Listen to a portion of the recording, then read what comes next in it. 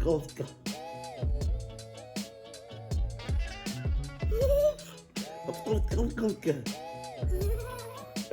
YouTube, so it looks like we have another project. I got the brake sensor warning, even though we spliced the two wires together in order to prevent the sensor from going off because I have a big brake kit. Probably got detached, so now Chris has helped me do a more permanent fix. That's why the car is jacked up.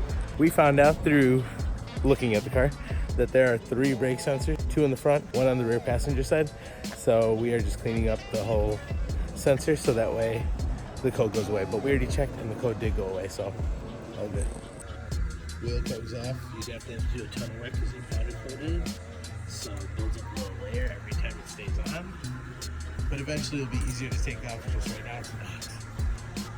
So this is how it's had together before.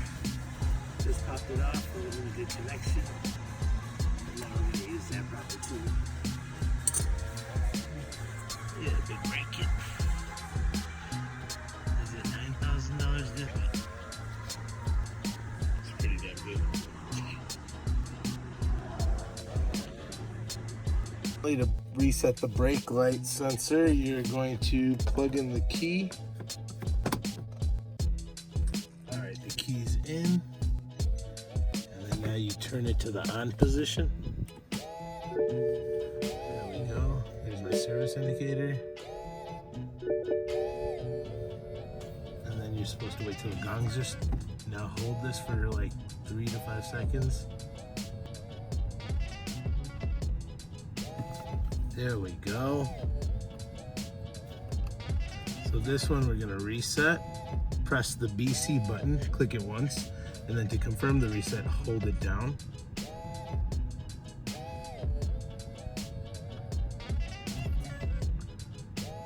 Perfect, that reset that brake. So now, okay, this one's the rear one. So again, you click the BC button, and then you hold the BC button down, wait for that clock to show up. You can let go.